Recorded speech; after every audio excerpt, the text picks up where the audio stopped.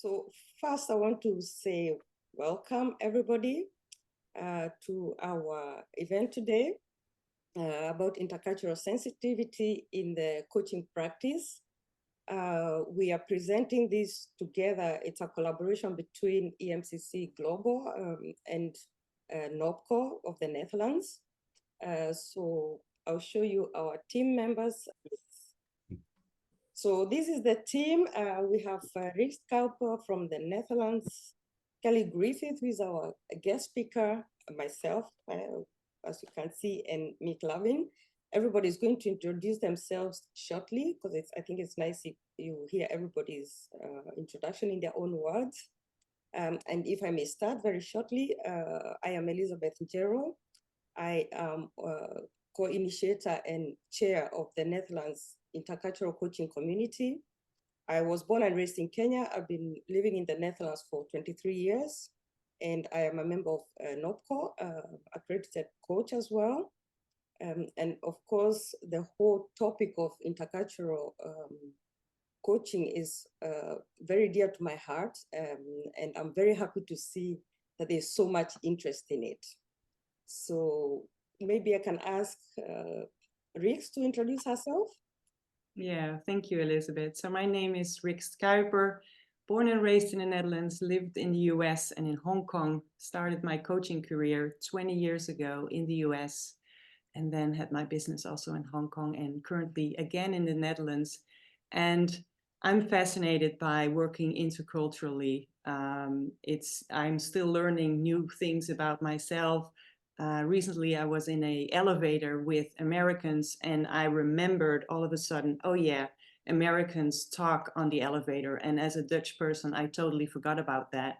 And so culture is fluid too, right? We get used to it, we learn with it, and we unlearn it again. It's fascinating. So I'm so happy to see so many of you on our call today. I work as an executive coach. I take leaders and teams on transformational journeys and also co-create cultural transformation within organizations. So very happy to be here today and handing it over to our guest speaker for today, Kelly. Thank you, Rick. Hi, everybody. I'm Kelly Griffith. I'm one of the founding leaders at Ezra. Ezra is part of Lee Hecht Harrison, which is an executive coaching firm, part of the NOBCO group. And Ezra is the digital coaching business within the group. And I am from the US originally. I'm now based in the UK for the past 16 years. I've led global teams for at least 15 years, maybe going on 20 years now. Seems like a very long time. And I think I'm really excited today to share not only from the perspective, my own perspective, but also we work with thousands of customers globally, and we're really working closely with them within their leadership development. And intercultural sensitivity and DEI are topics that come up every single day, and really happy and excited to share with you from our perspective some of those trends that we're seeing. And with that, I'll hand it over to Mick. Yep. Hi, I'm Mick Lavin. I'm an Irish coach living and working in Czech Republic. I've also lived in 7 countries globally as well, though, in Europe, the Middle East, and Asia. So I've been around a little bit around the world, kind of hanging out with people from all sorts of places. I'm a coach with a big interest in both the intercultural side of things, but also the technology side of things. So a little bit later, I'll be sharing with you about AI and coaching in your practice. But without further ado, I think we're going to get right into it and get started for the day. I'll hand back.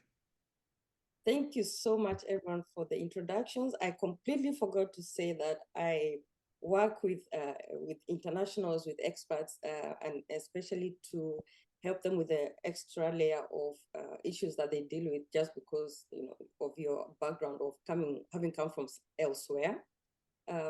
So mostly in the Netherlands, but I have coaches all over the world who I help online. So let's look at the program for today. so everybody, we are recording this event. So just in case, I'm sure you got a message at the beginning that you could switch off your camera, but just in case, let me mention it again. You can do that if you're not comfortable with it. Intercultural sensitivity. So we are going to look at what is it and how to develop it. We're going to have afterwards a breakout session and a collective debrief. Then we're going to move to Mick, who is going to tell us a little bit about AI in the and how it's related with intercultural coaching. Then we'll look at the need for diversity in the coach pool, which is my topic. And then Kelly is going to tell us more about what is going on at Ezra. So we'll do an interview and we'll do then a breakout room. And then the time will go very fast. So then we'll be at the end.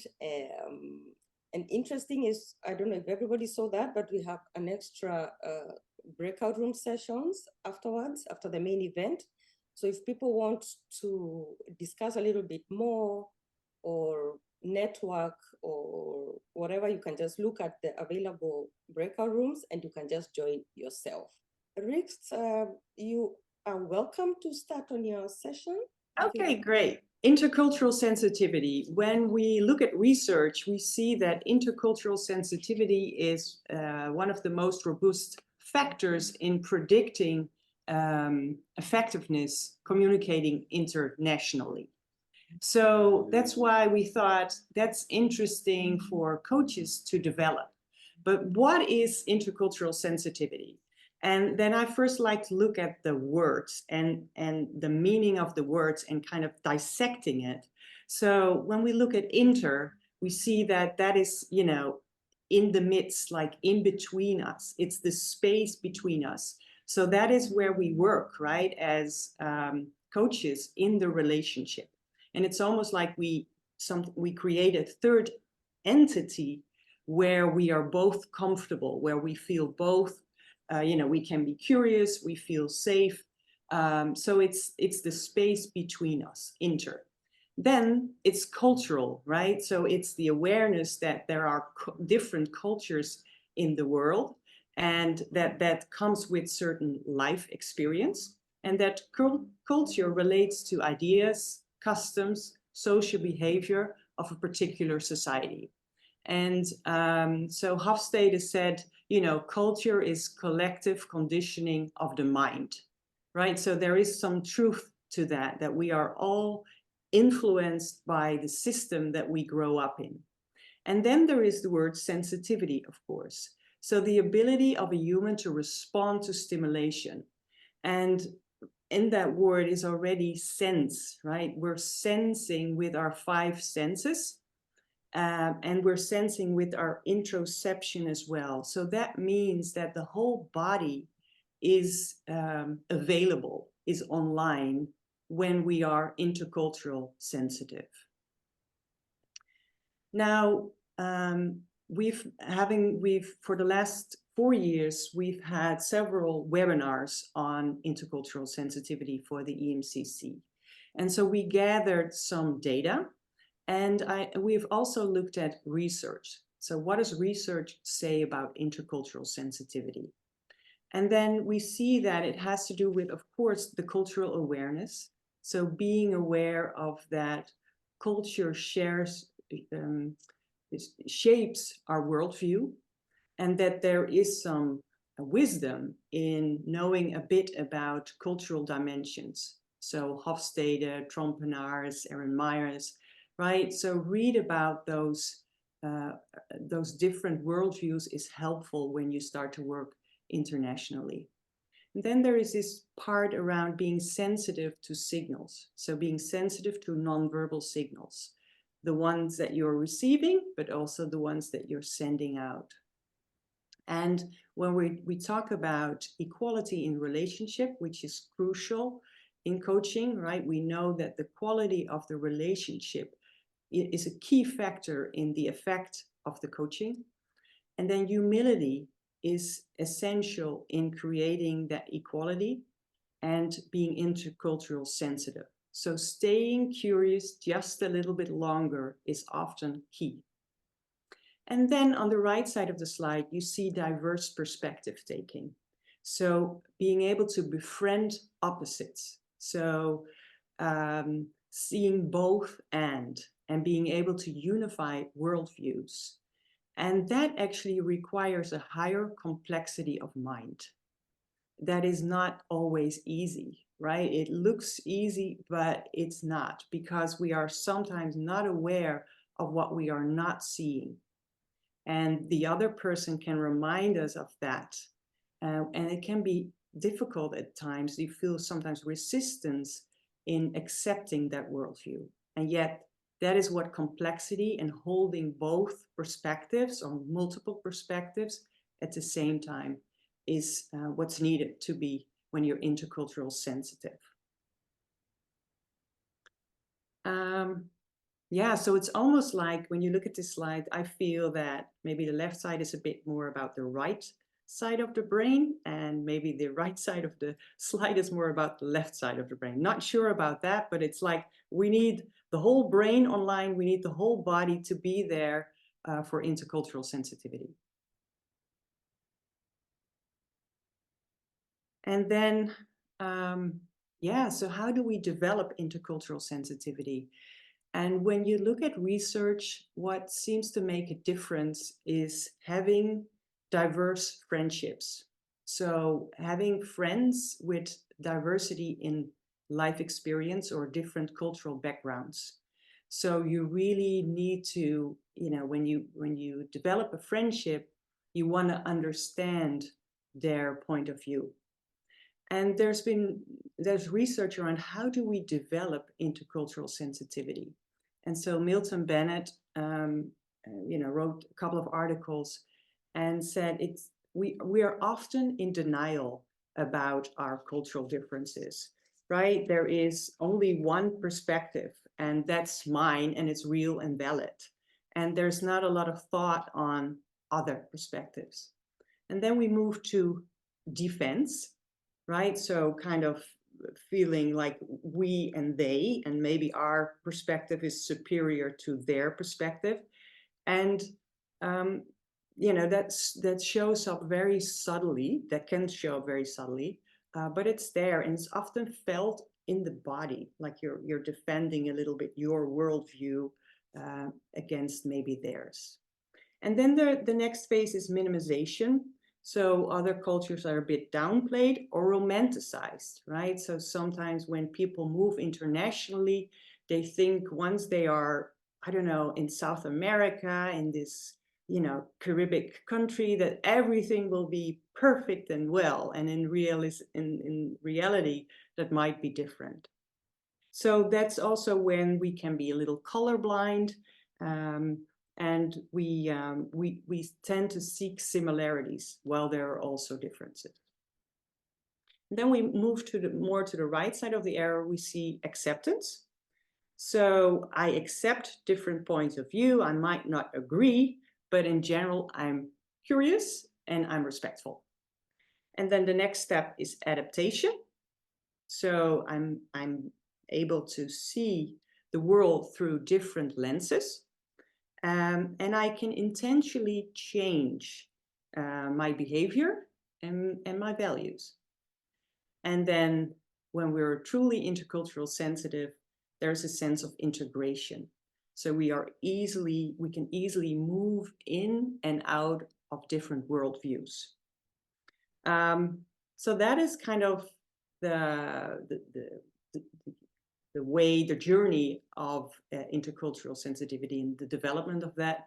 And we know, of course, this looks very linear, but it's not, right? So we go through phases, and like my example in the elevator with Americans, I went back to almost denial. Well, I think when I lived in the US, it felt integrated, right? So this is an organic process, and we go through it. And being able to kind of function on this high level of complexity requires development and requires attention.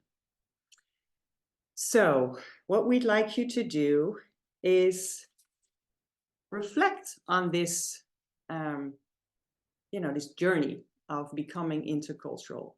And we would like to get you into breakout rooms and, sit with a question or two. So in what way do you recognize Bennett's stages of intercultural sensitivity in your own practice? And can you recall a situation where you moved through these stages yourself? And if so, what did you learn? So, for example, recently I was in an offsite with a team. The team the majority was Dutch. The leader is American. There was another American and a Portuguese team member. And during the day, there was a little discussion, like almost a conflict between two team members. And the team wanted to discuss that in the group, in the circle. And I looked at the American leader and I was like, what do you feel? And we looked at the group, what's the best way to approach this? Because, as the Dutch might be, kind of comfortable with discussing that in a bigger group, the American might want to take that on a one-on-one. Anyway, we decided to do that in a bigger group. It worked out fine. And we learned actually that what showed up between these two gentlemen also showed up in other parts of the organization. So the conversation worked out well. But what I saw was that this American leader and this Portuguese team member, they were able to see, oh, so this is actually possible in the Netherlands, that you discuss this kind of a confrontational topic in a bigger circle. So there was this kind of maybe adaptation to be able to say, okay, this is a different point of view, but it seems to work in this kind of setting. So anyway, we invite you to go into breakouts and discuss in what way do you recognize these stages and in your coaching practice, and can you recall a situation that you went through this yourself, and what did you learn? So maybe a few people would like to share what was discussed in your group. Just raise your hand and then you can share. Or you can leave a comment in the chat box, what works best for you. We are with many people, so. I'm trying to find the button to raise my hand, but I can't find it. They moved it. But if I'm free to speak, yes, go ahead. I would like to share something with you. I had a meeting with three other people from England, Holland, Chile, and this model was all new to us, but for all of us, it was really very easy to understand, and we can all adapt to this model very easily. But we all had our own way of getting into the model and finding which step was most important to us.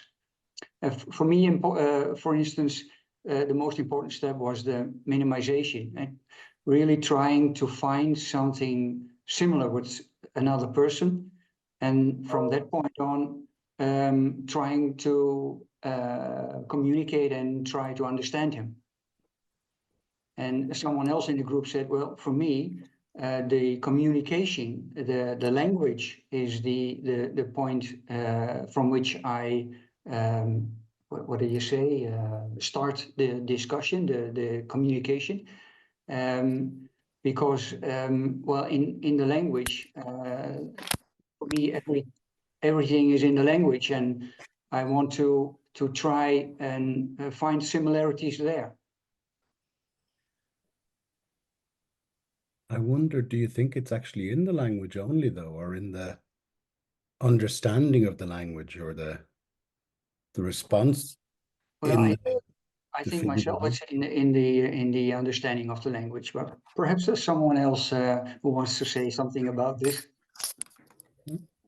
Oh, we have Yul up next. So maybe Yul wants to. You're on mute. Thanks, Mick. We had a nice discussion where people recognize bits and pieces of the model, but not as a process, which is as sometimes you react one way and sometimes you react another way. And it can all vary. And we heard some really nice examples. And the nicest comment I heard was that one of our groups said it makes you very aware of your own culture if you work with other cultures or people from other cultures. Thanks, Yul. You. And I would like to say something about that, because that is actually what it's all about the sensitivity, just being aware of this dynamic that is going on. I think that's actually the most important thing for coaches to be aware of, because you cannot learn about everybody's culture or completely understand it, and you'll always hear new things, unexpected things, which are very different to you. But just being conscious of it and aware that I think that will make a big difference in that whole coaching relationship. Just wanted to add that. Thank you. So Roseanne? Yes, hello. Well, in our group, we agreed that we had a little bit of a bias as being white and woman, and in a lot of cultures where we encounter that were completely different from ours, like the Islamic culture or the Japanese culture, we were quite ignorant in our interactions. And I'm saying we because we discussed it together. Yeah,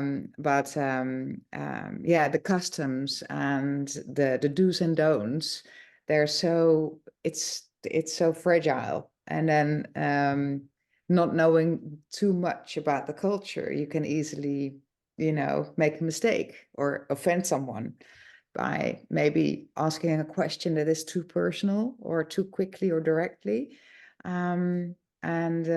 Or just really don't really understand the position that the person themselves is placing themselves in versus how we are viewing the place, in the bigger scheme of things. It's really you really have to know the background of the culture more before you can enter in that deeper level of interaction.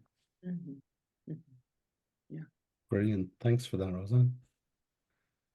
Ike, did you want to come in there? Yeah, thank you. Oh, sorry, Elizabeth, I saw you talking, but not the microphone on. My microphone is on. Oh, yes, I do hear you now. Yeah, okay. I was just thinking we take one more feedback, then we can go to the next topic. All right. I did recognize, or what I said is this scheme that you showed us looks a bit like a scheme on how to handle change.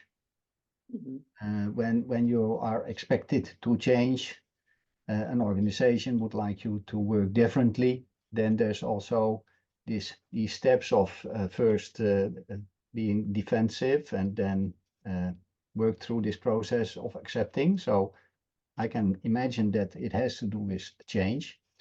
And I also try to make a difference between you as a coach coaching someone with a different cultural background and you as a coach coaching a team that is struggling with cultural backgrounds. So maybe that is something that you wanted to talk about, but that these are different things. It is easy to say, how do I act opposed to someone with another culture, but what to do when two different cultures are for you to be solved or having an issue that they want your mentoring or coaching on. So I'm very curious on that. That's always an interesting conversation. Right, I can't find the hand raise button somehow reason. As I said, they hit it. Just quickly, in our group, we also talked about, I live in the United States, and it's interesting that we're talking here a lot about culture in terms of history, countries, languages, culture in that sense. But we can all be white and live in different worlds. And the more we do that today in the digital world, so the more we live in different cultures. So this actually technique of thinking about it is actually very useful, actually talk in our own societies, never mind across border and across national cultures. And I did all this in my training originally as a coach in Europe. Actually, I realized I know why I went into systemic thinking, because this is exactly it. This is exactly it, that a system is a culture.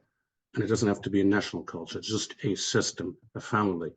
So it's actually a very useful technique. So Yep. glad I got reminded of it after so many years. Culture is wider than, you know, the thing we first come to, you know. It's like, oh, it's about this country, that country. No, it's about many, many, many different ways of showing up and being. Are we into my slides now? We need to cut this short and carry on. So I'm going to start sharing again because that is not my slides up there. So I need to, or is it?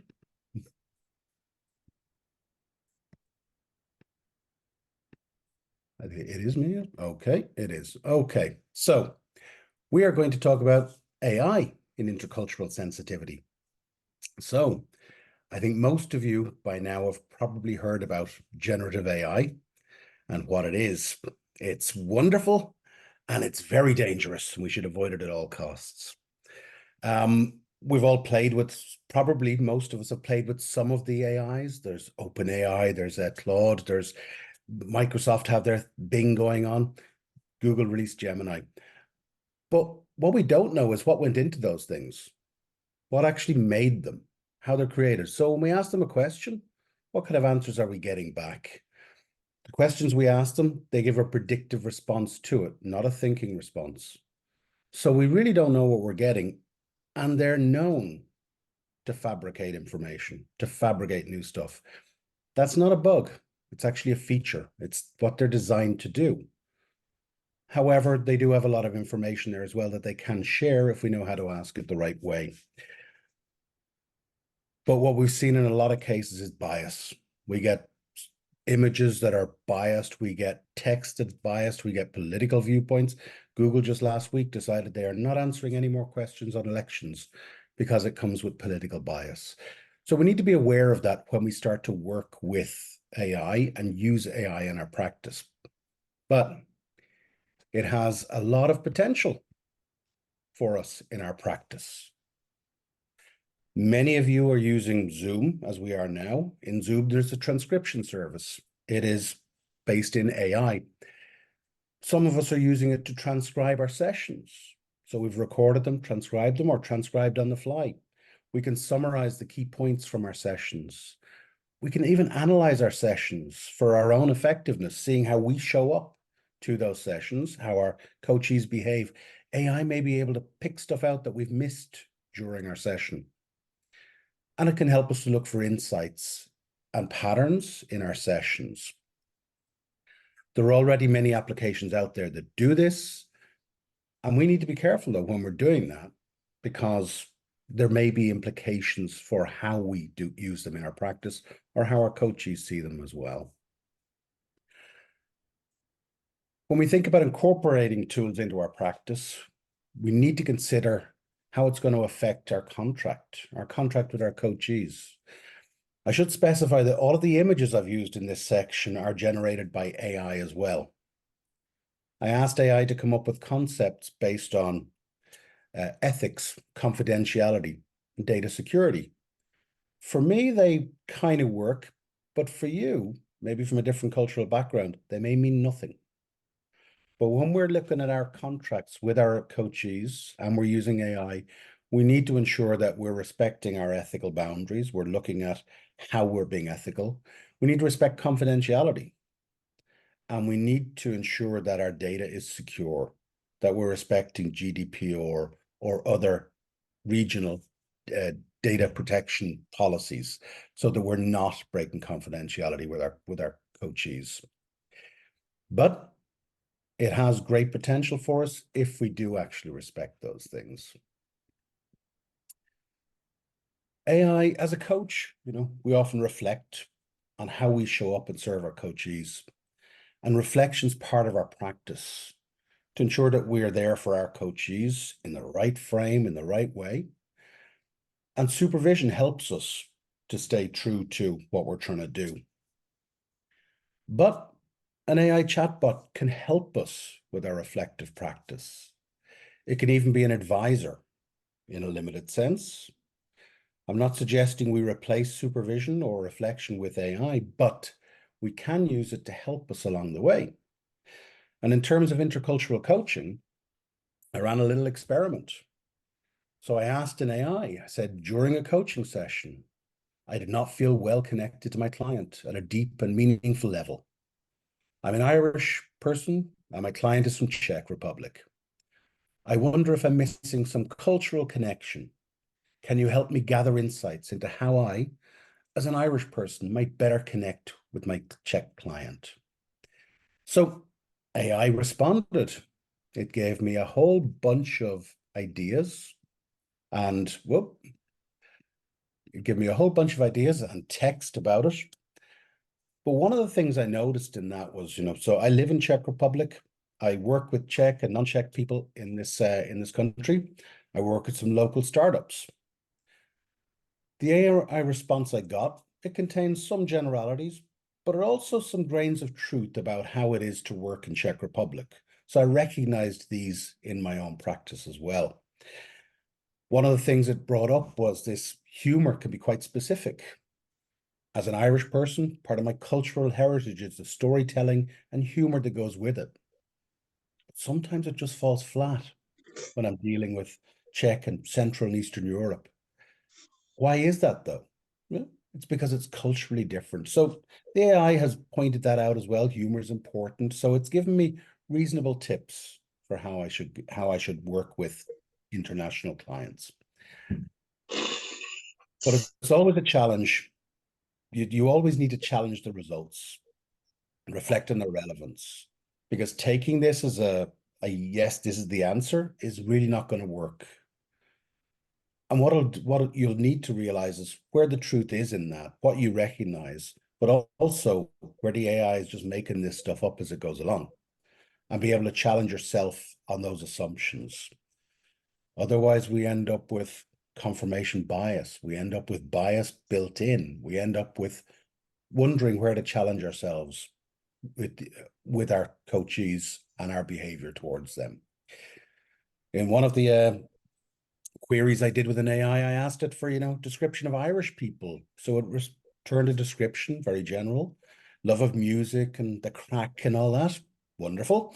And it also returned some pictures, 75% of which have red hair. 10% of the Irish population has red hair. So yes, it does do stereotypes. And it will confirm bias if you were inclined to think that way. If you've seen all those movies with those funny accents that are not quite Irish and all those red-haired people, then you'll realize that it confirms the biases that you have, because that's what is predominant on the data it was fed.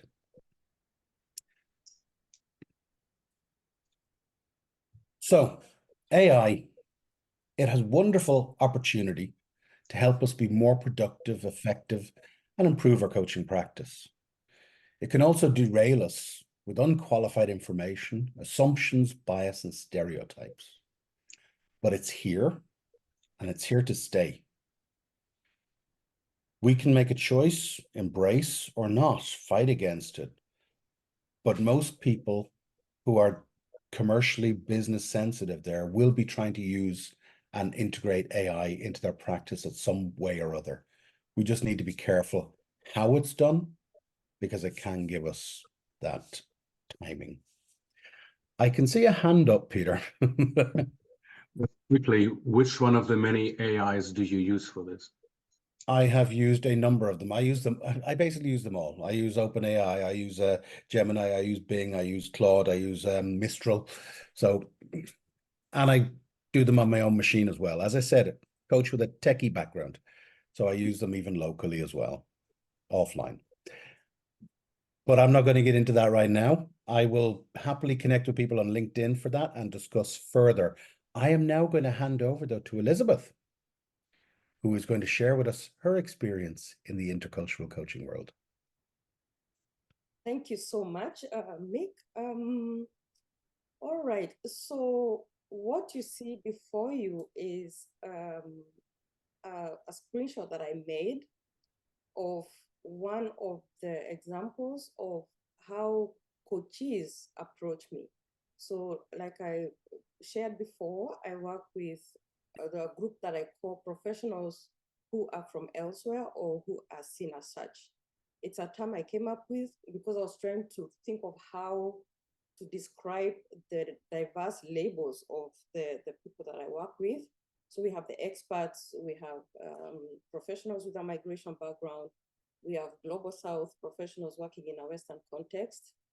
And it's really, because also out of my own experience, I noticed that, I mean, I've been in the Netherlands for 23 years, I studied here, but when I wanted to get some support, it was very difficult for me personally to get support like from coaches or therapists who could understand some nuances in my own lived experience.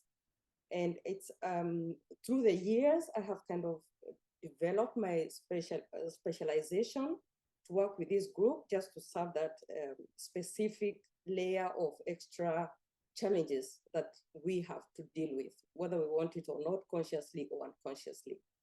And I am also advocating for more diversity in the existing pool of coaches to have more representation on the lived experiences of different kinds of people. So it's not just black, white, young, old, handicapped or not, or it's different, all kinds of different lived experiences. So let's see, for instance, if you read this text, so in my intake form, I ask people, what would you like to discuss before we actually have an appointment, the first appointment? So this is the lady, and she writes, I am looking for a coach. My employer is willing to pay for the cost. I am a person of color in the Netherlands, and this is why I was drawn to you, as I have found, even during therapy, that Dutch persons not of color or immigrant backgrounds do not necessarily understand the nuances. I want to see if we click before moving forward more formally with you as a coach. Thank you. So I was thinking about this, and what I think is important to share is maybe coaches or coaches are not writing to you in these exact words, but this is what I get all the time. So they tell me they have been looking all over the internet trying to find a coach who shares that lived experience. And the message is really, even though maybe people are not asking you exactly for this extra layer, that you're aware that it's something that is playing a role as well as you sit there with your coaches, and hence the intercultural sensitivity that we are talking about. And of course, as we move forward, it would be great to have more diversity in the pool of professional coaches, so that everybody can have professional support that also carries that extra layer that they have. All right. So maybe something to think about and to share a bit later. And of course, we have Kelly, who is here from Ezra and can tell us more about what is going on there. So maybe Kelly, you can start by telling us a little bit about your background. So what is Ezra? How did you get involved in it? Yeah, of course. Thank you. Hi, everyone. So I'm Kelly Griffith. As I said earlier, I'm one of the founding leaders of Ezra. We're the virtual coaching arm of LHH. Some of you might know it as Lee Hecht Harrison. And before Ezra, my background has always been in HR solutions, but particularly in the technology space. So building solutions that make work a better place. and really embracing technology to make work more meaningful and to make workplaces better.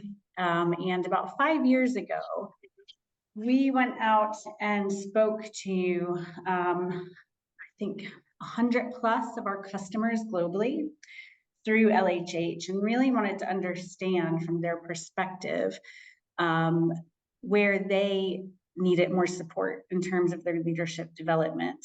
And at the time, we weren't really thinking necessarily that we needed to build a digital coaching solution. We really wanted to understand where organizations were moving towards in terms of their development.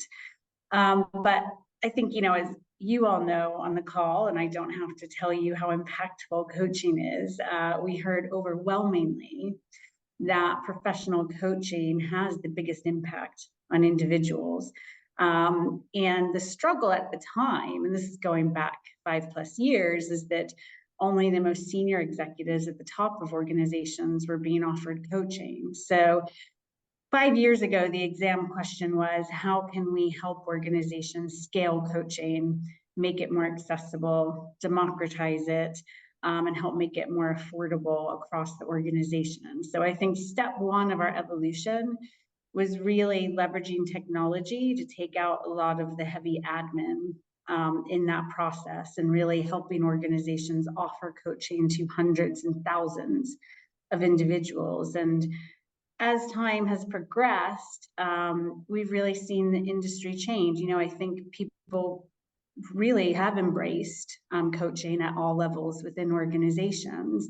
And now we're really looking at the different ways we can structure coaching programs, the different needs for coaching within organizations. And I think most exciting, really building coaching capability within organizations and helping organizations move towards, some call it a coaching culture, others call it a learning culture. Some organizations are moving towards a culture of being more curious. But it's really exciting to work with organizations and really help them look at how they're shifting culture. And a lot of that is through their own people being coached.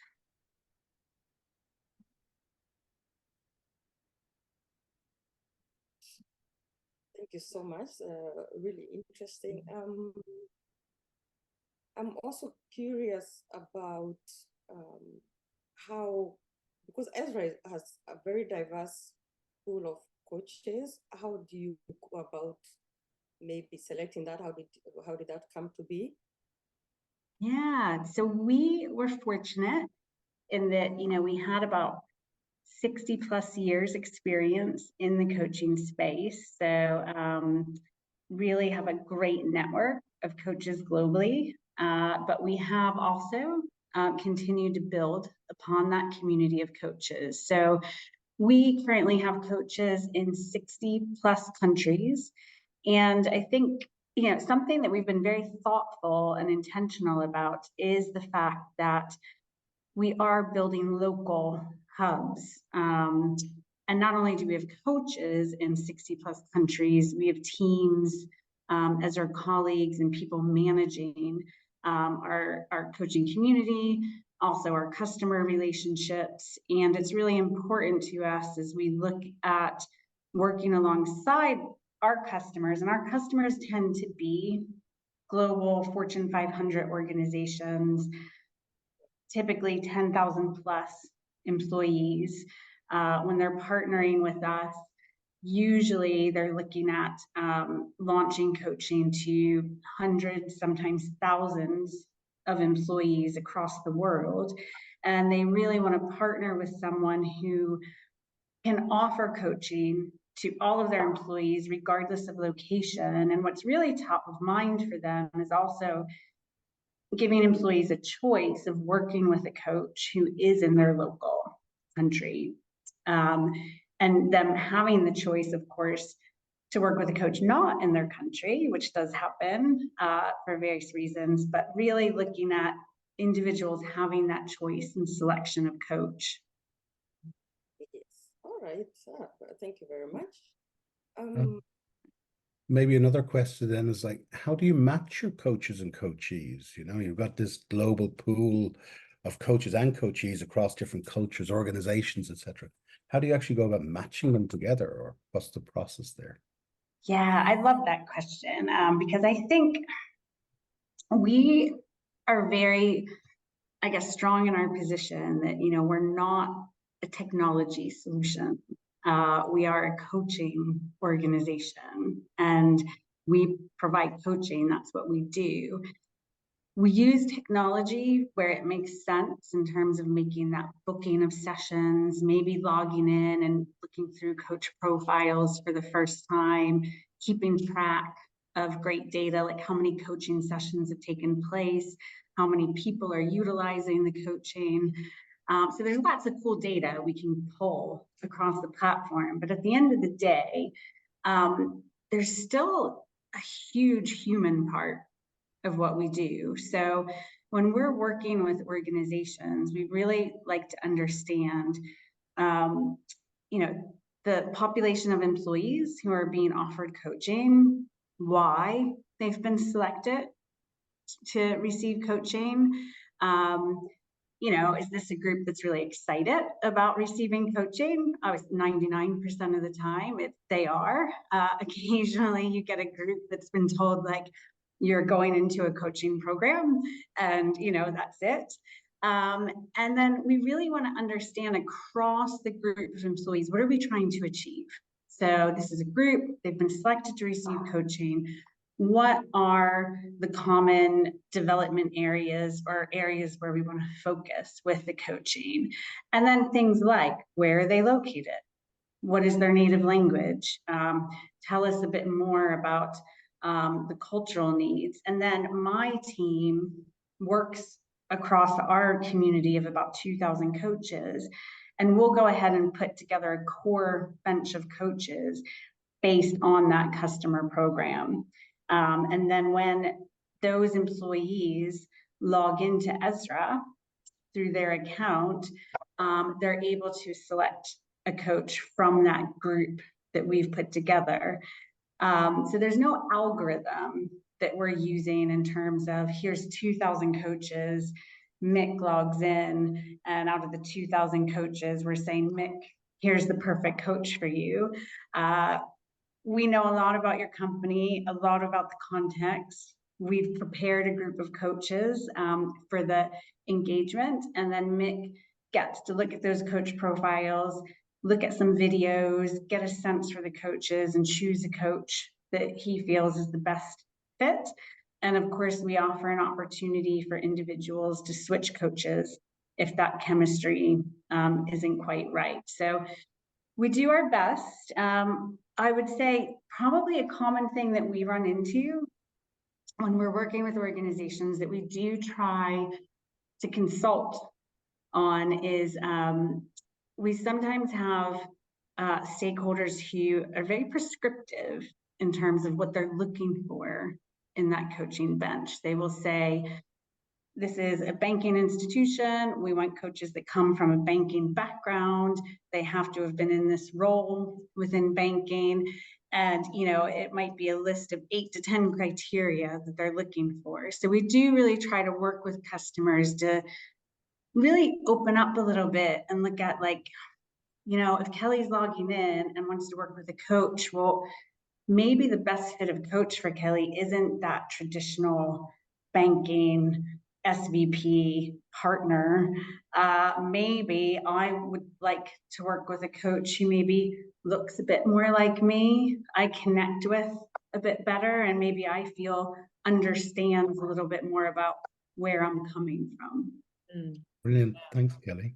We're going to take questions after a breakout from this section, so we'll come back with those later. So if you can hang on, that'd be fantastic.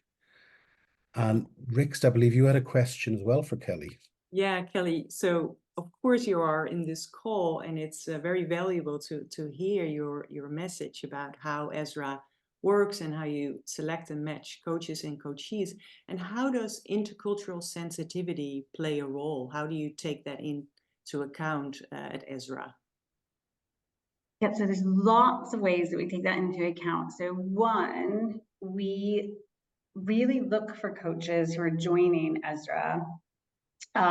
We look for coaches who really have deep experience coaching across countries, across organizations, across cultures. And we do a lot of vetting and live interviews and really get to know our coaches to really look for that experience. We offer a ton of development for our coaching community. So we're an accredited coach training provider, and we offer continuing education credits around topics like intercultural sensitivity and DEI. And then we're looking at customers. You know, we don't look at intercultural sensitivity or diversity, equity, inclusion, and belonging as separate coaching programs. We look at these topics as things that wrap around every single program that we do. And whether you're doing a coaching program around leading change, or a program around diversity and inclusion, these topics of intercultural sensitivity is wrapped around every single conversation that we're having. And a lot of the work that we do with our coaching community is really building a reflective practice, and also really being in tune with when in those coaching conversations might we have missed opportunities to be a bit more curious and explore some of these areas a bit further, because it is hard in coaching. Sometimes there's a, you know, especially in a 45-minute session or a 3-month program, to want to move quite quickly and, you know, have that action at the end of a session. And if we're not really pausing and listening, we might miss an opportunity to dig in a bit deeper in one of these areas. So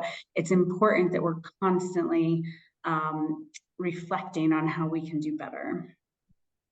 Yeah, wonderful. Wonderful to see how that is part of your leadership competencies and development. Yeah, thank you. This was a very valuable conversation. We would now like to go into a breakout again. We would love, talking about reflection, right? We would love for all of you to reflect on all the speakers, all that you've heard, and just take a minute or so to reflect what stands out, what insight is emerging with you. And then in your breakout group, collectively refine a question for any of the speakers, any of the subjects. And then when you come back in, let's say, 5 minutes, or what shall we do, 8 minutes maybe, you can leave a question in the chat and we'll do a little debrief collectively. Welcome back. We know this was probably too short, but we hope you had at least a nice brief conversation about what you've heard and what emerged. So we have 10 minutes for a little debrief and maybe some questions for one of the speakers. So if you like, you can type your question in the chat box and then or raise your hand. Raise your hand and speak up, and Faster. feel free to ask your question. We have a taker, Jacqueline. Yeah. Jacqueline. Yeah, hi. Yeah, thank you. Well, we had a wonderful conversation among us, and then the time was very close that we had to come to a closure, and we didn't have really a question. And the remark we made was, well, the purpose of this kind of gatherings is also that you have more questions because of the conversation that you had. Mm-hmm. So it needs more exploration with each other, with from the harvest of this session. Mm-hmm. And one of the things that raised a lot of questions and things to explore with each other is all the things about AI and when to use it and why to use it, and you know, is it sportive or not? Can a coach be replaceable, and when can it be? When can a coach be replaceable or not? So it was very interesting. Thank you. Yeah. Mick, you want to answer that? Can a AI replace the coach soon? There are actually a number of AI coach bots out there. They have varying degrees of success. We're not there yet, so I think we have another couple of years anyway to hone our trade. But it was interesting that some people actually like to work with an AI coach, more introvert people in that. But what they found while working with it was they actually liked if it talked to them.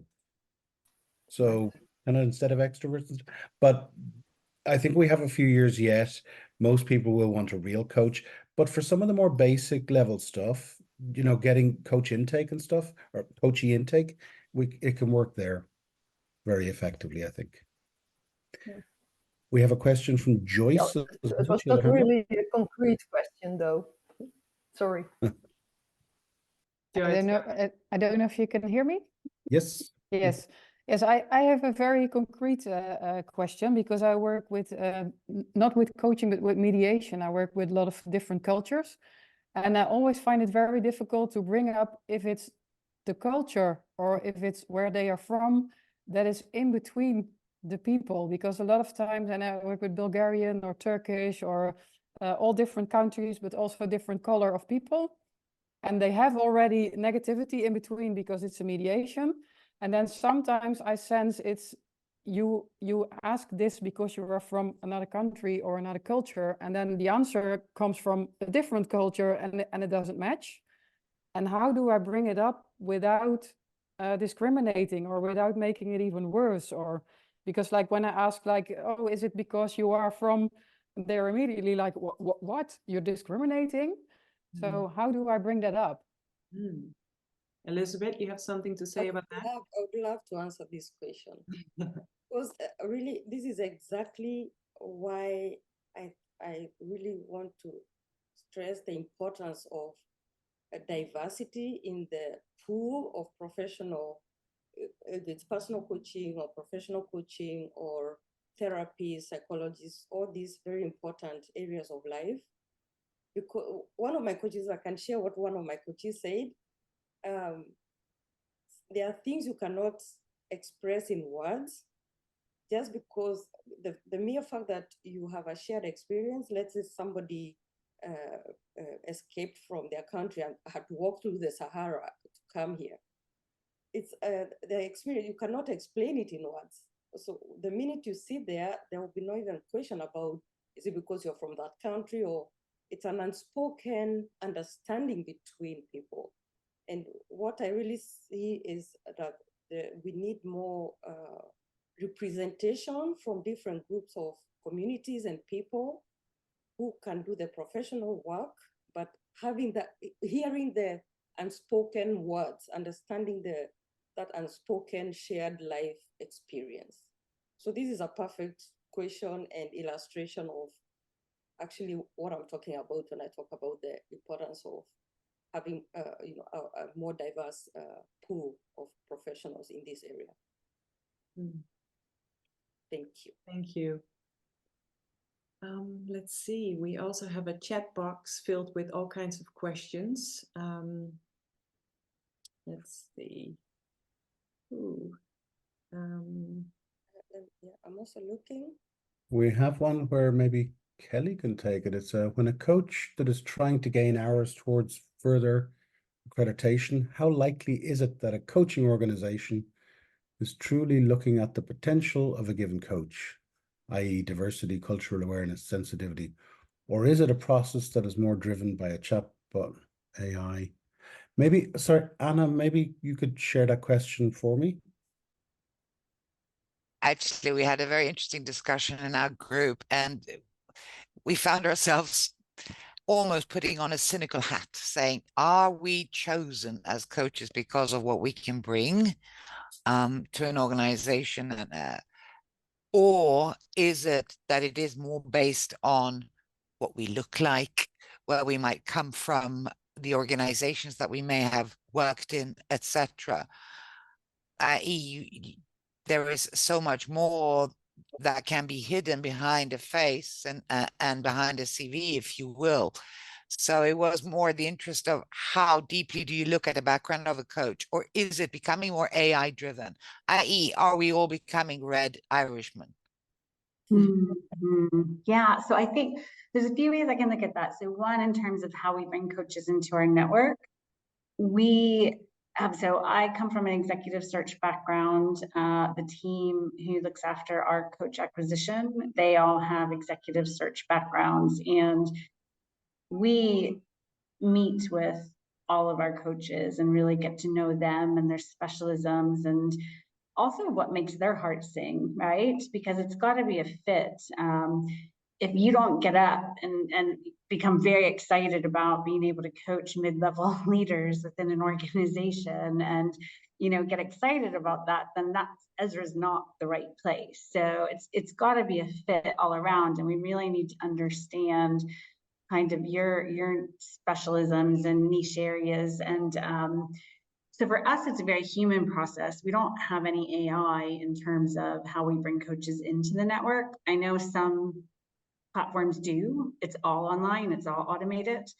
And then in terms of the coach matching, we use AI for things like time zone, native language, and availability, because a big part of the user experience is making sure they see coaches who have availability and are taking on clients, and that they can book a session in with, you know, this week.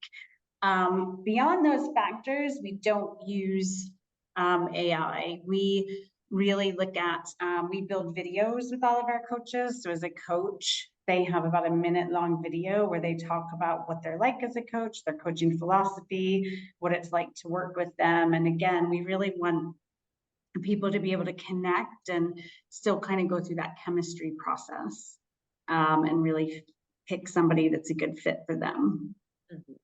Yeah. Yeah.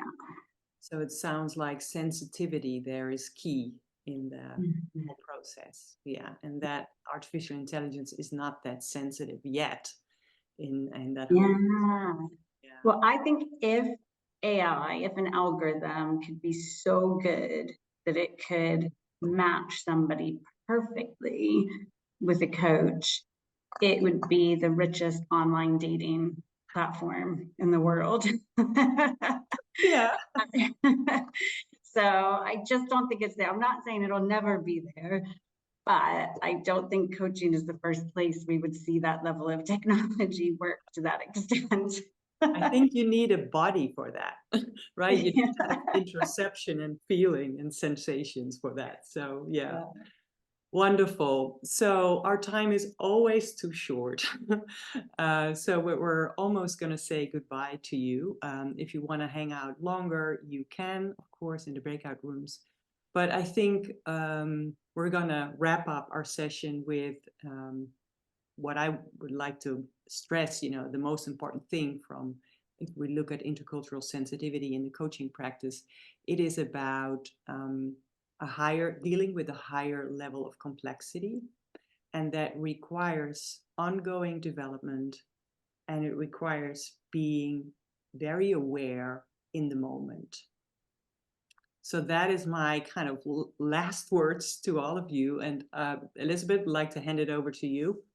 Yes, thank you so much. I think what I would like to share is also that I don't know if you realize, I see it myself, but I come from Kenya, and what I know is in some communities, some cultures, going for therapy or coaching, this kind of services is also something that has not always been the norm, but people are now, a wider group of clients is discovering that these services exist and that they are useful and they are looking for support. So it's not just us as coaches who are having to deal with different kinds of, or a more diverse group of clients, but also the clients themselves are becoming more diverse, that are reaching out and seeking these kind of services.